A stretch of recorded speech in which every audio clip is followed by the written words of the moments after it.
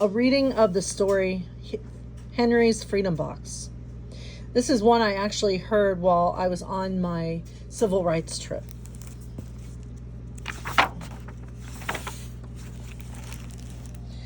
Henry Brown wasn't sure how old he was. Henry was a slave, and slaves weren't allowed to know their birthdays. Henry and his brothers and sisters worked in the big house where the master lived. Henry's master had been good to Henry and his family, but Henry's mother knew things could change. Do you see those leaves blowing in the wind? They are torn from the trees like slave children are torn from their families. One morning, the master called for Henry and said his mother. They climbed the wide staircase. The master lay in bed with only his head above the quilt. He was ill. He beckoned them to come closer. Some slaves were freed by their owners. Henry's heart beat fast. Maybe the master would set him free.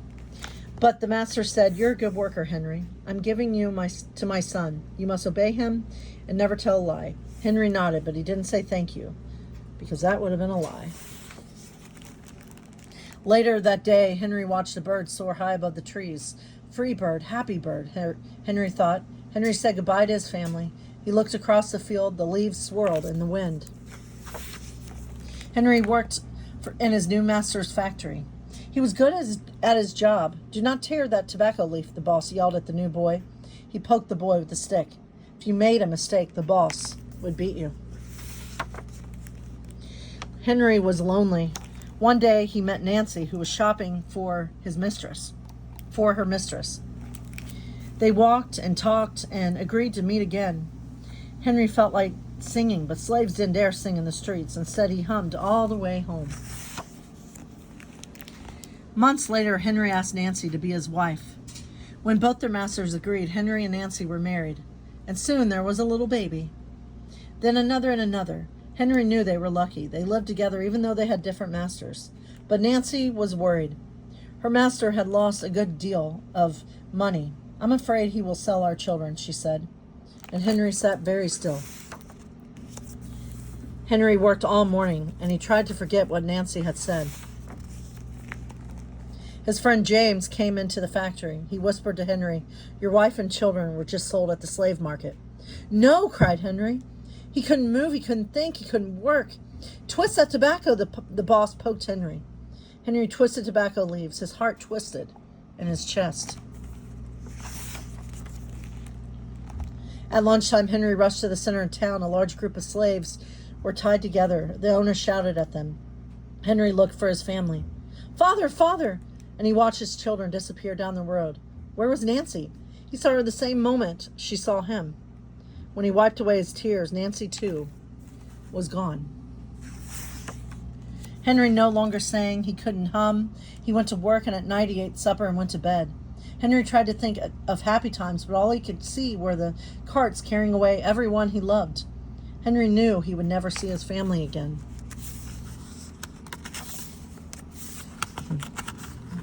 Sorry.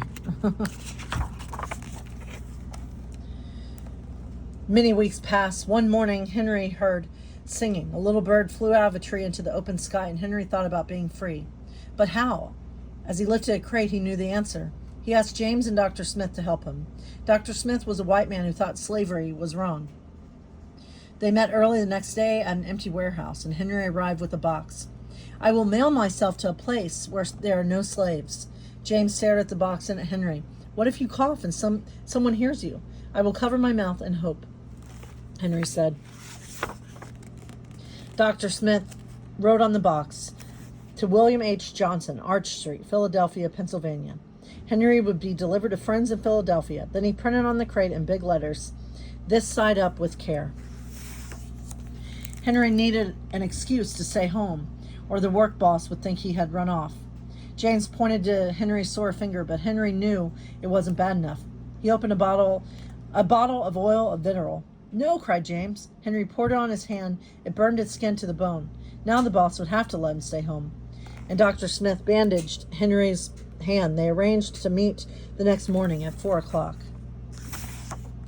The sun was not yet up when Henry climbed into the box. "Ready?" he said. James nailed down the lid, and Dr. Smith and James drove to the station. The railway clerk tipped the box over, and nailed a paper to the bottom. Dr. Smith begged the clerks to be careful, but they didn't listen. They threw the box into the baggage car. Hours passed. Henry was lifted up and thrown again upside down. He heard waves splashing. This must be the steamboat headed for Washington, D.C. The ship rode smoothly, but Henry was still upside down. Blood rushed to his head. His face got hot. His eyes ached. He thought his head would burst, but he was afraid to move. Someone might hear him. "I'm tired of standing," someone said. "Why don't you move that box and sit on it?" said another. Henry held his breath. Could they be talking about his box? Henry was pushed. The box scraped the deck. Now he was on his right side, now on his left, and suddenly, right side up. "What do you think is in here?" said the first man. "Mail, I guess." "I mean, I am mail," thought Henry, but not that kind that they imagine. Henry was carried off the steamboat and placed in a railroad car, this time head up. He fell asleep in the rattling song of the train wheels. He awoke to a loud knocking. "Henry, are you all right in there?" "All right," he answered. The cover was pried open. Henry stretched and stood up. 4 men smiled at him. "Welcome to Philadelphia." At last, Henry had a birthday, March 30th, 1849, his first day of freedom. And from that day on, he also had a middle name. Everyone called him Henry Box Brown. Wow.